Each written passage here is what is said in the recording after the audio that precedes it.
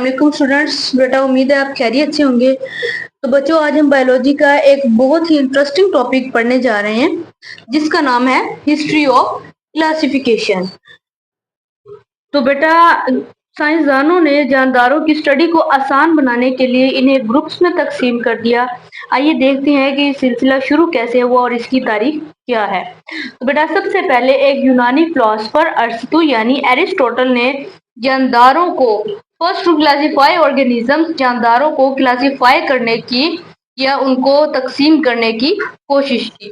Divided into plants and animals, उन्होंने दुनिया के तमाम जानदारों को सिर्फ दो बड़े ग्रुप्स में तकसीम कर दिया, प्लांट्स एंड एनिमल्स के ग्रुप में। ठीक है, यानी कि दो ग्रुप्स बनाए। इसके बाद बेटा एक मशहूर अरब स्कॉलर्स आए जिनका नाम अलजाहिज था। ही डिस्क्राइब 350 स्पीशीज ऑफ एनिमल्स।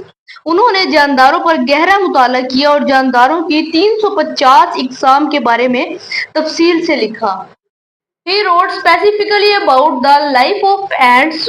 उन्होंने बेटा खास तौर पर चींटियों की जिंदगी और उनके रवैयों पर बहुत दिलचस्प रिसर्च की। एंड देन बेटा वक्त गुजरता गया और इटली के एक माहिर नबातात यानी बॉटनिस्ट सिजल्पिनस ने पौधों पर काम किया and divided plants into 15 groups, call them genera. उन्होंने पौधों की खसूसियात देखकर इन्हें 15 ग्रुप्स में तकसीम किया और उन ग्रुप्स को जेनरा का नाम दिया गया। ठीक है, एंड देन बेटा इनके बाद एक और साइंसदान टॉर्नीफोर्ट आए। इन्होंने बेटा introduce the term class and species.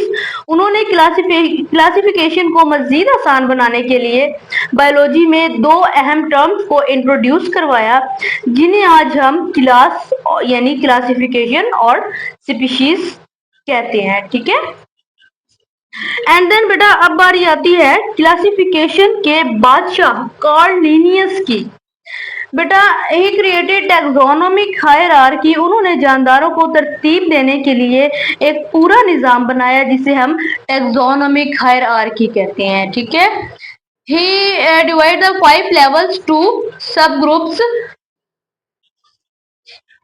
बेटा उन्होंने जानदारों को बड़े ग्रुप से छोटे ग्रुप्स की तरफ 7 दर्जों में तकसीम किया जो कि बेटा kingdom, division, class, order, family, genus and species, ये 7 दर्जे हैं। इनमें उन्होंने बेटा डिवाइड किया बड़े ग्रुप्स को। ठीक है, अब बारी आती है बेटा दुनिया के सबसे पहले बाकायदा सिस्टम की जिसे टू किंगडम क्लासिफिकेशन सिस्टम कहा जाता है। बेटा इस सिस्टम के तहत जानदारों को दो बड़ी ब्रांचेस में तकसीम किया गया, divide all living things into 2 kingdoms. ठीक है बेटा, इस सिस्टम के अकॉर्डिंग जितने भी जानदार हैं उनको दो मेन ब्रांचेस में डिवाइड किया गया। First is kingdom Plantae and the second one is kingdom Animalia.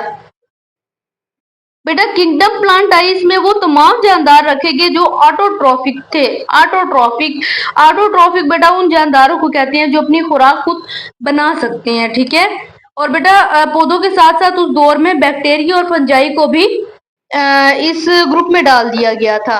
And then बेटा किंगडम एनिमेलिया में बेटा हेटरोट्रॉफिक जानदारों को रखा गया। हेटरोट्रॉफिक बेटा उन जानदारों को कहते हैं जो अपनी खुराक नहीं बना सकते, can not make their own food, include animals, उनमें बेटा जानवर भी शामिल हैं। तो बेटा फिर इस सिस्टम के कुछ नुकसानात या एतराजात साइंसदान की तरफ से किए गए। तो बेटा अब आप सोच रहे होंगे कि ये सिस्टम तो बहुत अच्छा था, फिर इसमें खराबी क्या थी। तो बेटा साइंसदानों को इस सिस्टम पर दो बड़े एतराजात थे। जो पहला एतराज था बेटा वो यूग्लिना का था। यूग्लिना प्रॉब्लम था बेटा, it has chlorophyll plant like. इनमें बेटा प्लांट्स पौधों की तरह क्लोरोफिल तो मौजूद था, यानी सूरज की रोशनी में ये पौधों की तरह अपनी खुराक खुद बनाता था, but no cell wall and it food in darkness animal like. लेकिन जब अंधेरा होता था तो बेटा ये जानवरों की तरह छोटे छोटे जानदारों को खाना शुरू कर देता था। ठीक है, इसके गिर्द पौधों जैसी बेटा सेल वॉल भी मौजूद नहीं होती थी। Cell difference did not clear the difference between prokaryotes and eukaryotes, कि इसके गिर्द पौधों जैसी सेल वॉल नहीं होती थी। अब बेचारे साइंसदान भी बेटा परेशान थे कि इसे पौधा कहें या जानवर। इस सिस्टम में यूग्लिना के लिए बेटा कोई जगह नहीं थी।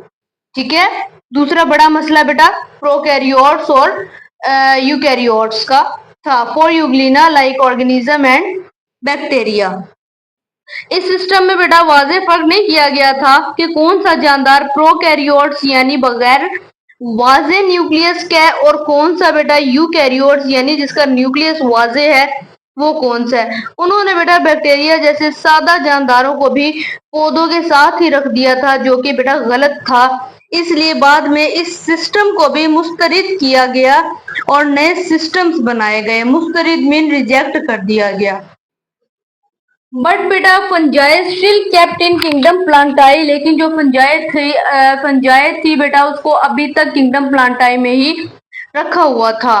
तो बच्चों टू किंगडम सिस्टम में सबसे बड़ा मसला यूग्लिना का था। इस मसले को हल करने के लिए बेटा 1866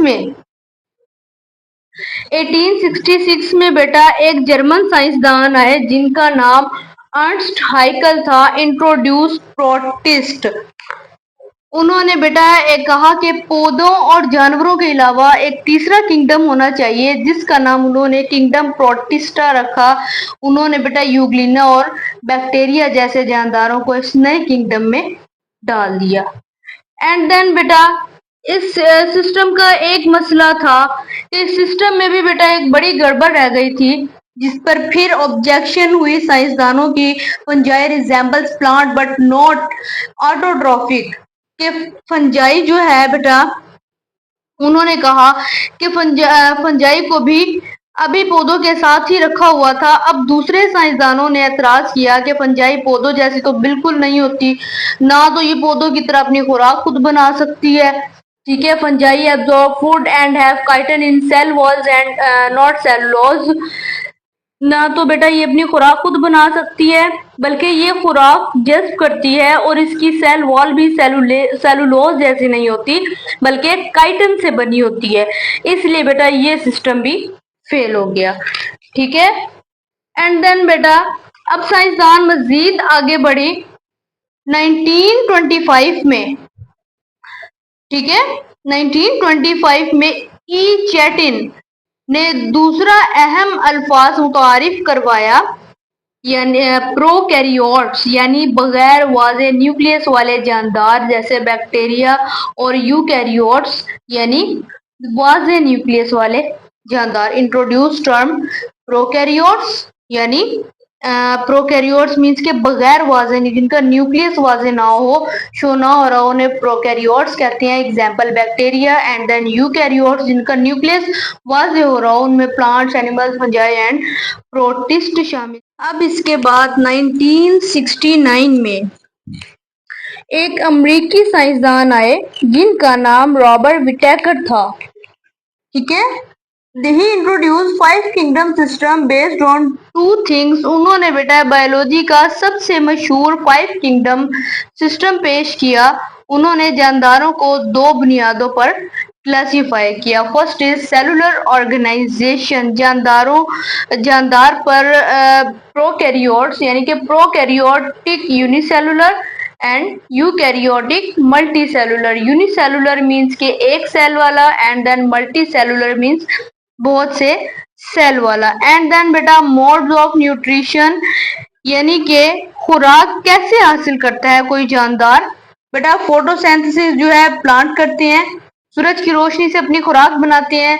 एंड देन बेटा फंजाई जो है एब्जॉर्प्शन करती है, और इंजेक्शन मीन्स के खुराक को निगलना, ये काम बेटा जानवर करते हैं। ठीक है, यानी कि जानवर खुराक को निगलते हैं। एंड देन बेटा 5 किंगडम्स, इन बुनियादों पर उन्होंने बेटा 5 किंगडम्स बनाए। Kingdom Monera, Protista, kingdom fungi, kingdom Plantae and then kingdom animalia.